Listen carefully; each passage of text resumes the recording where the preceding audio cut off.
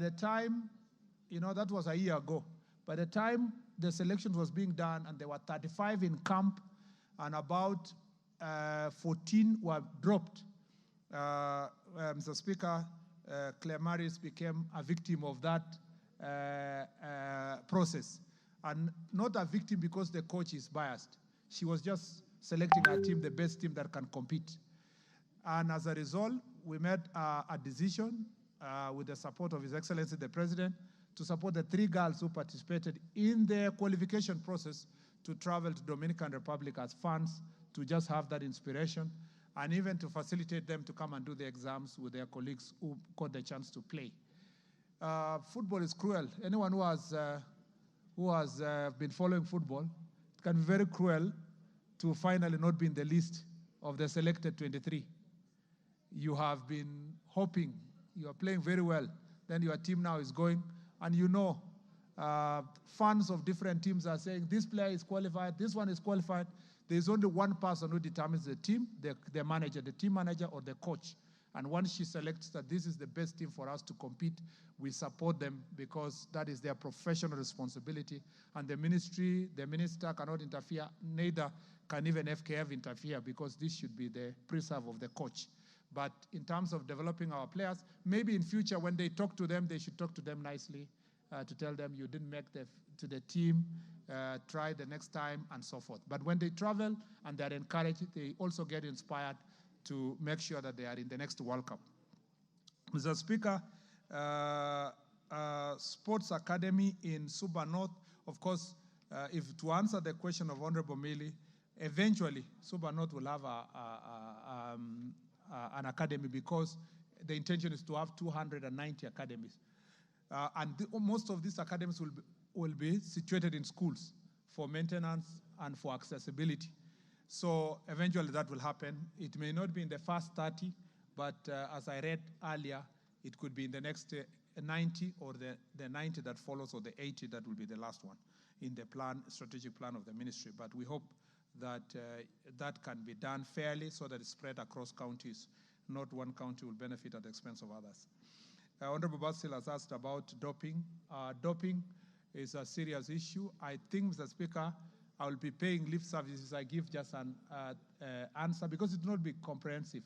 But the program we have for anti-doping program is so comprehensive. There is one agreement we made with the World International Athletics Federation when Lord Sebastian Coe came around, and we agreed that we called Enhanced Program, which is a 3-year program. Is it 3 years? Yes, 3-year program to make sure that we do better testing and better facilities. But comprehensively, we need a budget. And you heard me speak earlier here that on a request of 300 million budget per year, MEAGA 300 million, we only got 20. And that sector requires our proper support. But we are determined to make sure that ADAC works very hard to eradicate doping in our country, because it is going to be the black sport, actually a threat to commercialization of our sports. And Mr. Speaker, to deal with this doping issue, we have now made it mandatory to register all sports people so that we know where they are, we track them, and training facilities. We know, Mr. Speaker, even an investigation that is ongoing of some foreigners who come to our country in the name of they are coming to train, and they are perpetuating matters of doping, especially one that has happened in one of the counties that is known for athletics. I don't want to say this further because DCI is currently dealing with those foreigners. And so we are going to go to the bottom of this matter insofar as doping is concerned. Insofar as corruption is concerned, I will do everything possible within my vicinity to deal with corruption. Unfortunately, Mr. Speaker, this is a disease that is permeating all sectors of the country. But in terms of sports is concerned, we'll make sure that the processes are as transparent as possible to make sure that we do not, either in selection of players, in financing of the teams, in the delivery of our projects, we'll make sure that corruption is eradicated from those areas. But Mr. Speaker, this is a collective responsibility of all of us and our society. We must be able to deal with this menace head on. On the issue of Honorable Wandeto, I actually saw you when I was reading the statement. You quickly went to consulting another honorable member. You didn't listen to the entire part of the statement. So maybe unless I repeat it again, because once you had 75%, I could see you were worked up, which is a good thing, because it means that stadium is very important to you and to your county. The truth is that the original stadium was only supposed to be 2,000 capacity. And it was not supposed to have a covering roof. And the pavilion was supposed to be, but what you saw is 75% of what's supposed to be delivered. But as I read in the statement, we are going to deliver the same project, but now 10,000 capacity with a proper running track. And as I told you also in the statement, we have canceled the original contract. We'll re-advertise afresh. Nyeri is one of the most important areas for training in athletics. In the larger Mount Kenya region, Nyeri and Nanyuki play extremely important role in training of our athletes. And eventually we will have to think also of what to do in Nanyuki, Nanyuki and general Laikipia area in terms of establishing a proper high altitude training facilities for our sportsmen. So we will deliver that, Mr. Speaker, and I promise you that before end of the year, we should advertise afresh and do a new contract for that area. Mr. Speaker, on Honorable Ambogo Mulema, yes, true, the Bukungu Stadium contractor is practically by classical legal definition on site, but physically with your eyes, he is not. You know, in technical contractual times, he is in charge of the site. Let's put it that way. But he may not be progressing as we should because of agreeing on a few issues, including financial issues. We'll make sure that we support Bukungu Stadium to complete the part that was handed over or taken over by national government, because part of it had already been done by county government. So there are legal consultations and issues that we need to sort between us and the county. On the Viga County, let me say this. The stadia that I read are not the all stadia in the country. Some completed a long time ago, like Embu and some are done by county government. So if you don't see me reading Viga or wherever, there are some programs that are being done by the counties in that region. And others are flagship projects. That's why in your neighborhood, Bukungu Stadium is being taken care of. And to deal with the Viga, as part of the sports academy, Joe Kadenge Sports Academy is going to be constructed. It's part of the 30 sports academies that are going to be constructed that have actually been advertised already. Yes, and then on Honorable, yes, you asked another question. Why do we have athletes called Kipketer and Yavi and others running for other countries? Why are they? Why are we losing our best athletes to go and run for other countries? Mr. Speaker, the choice of a Kenyan taking over citizenship and running for another country is not peculiar to Kenya. You know, Mr. Speaker, that the reason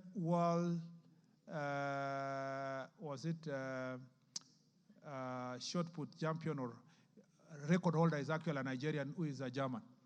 We know that all over the world, people are running for different countries. Those athletes are not running for those countries because we were unable to give them an opportunity to run. It's, Mr. Speaker, also out of choice. You know, Wilson Kipketer left this country long time ago, 1990s, early 90s, to go and run for Denmark, as of choice. You know, Bernard Kiplagat was doing so well in 1500 and 5,000, and as of choice, he went to run for United States of America. Cherono. Stephen Cherono went to run for Qatar. Mr. Speaker. But Minister, the revelation by Yavi on yes, why she ended up running for another sovereign is something you must address. Mr. Those Speaker, who go voluntarily to take citizenship of another country, we have no issues. Mr. Speaker, as a matter of fact, Yavi, in her own words, say that the competition in Kenya was too hard for her. She could not make the cut in the country.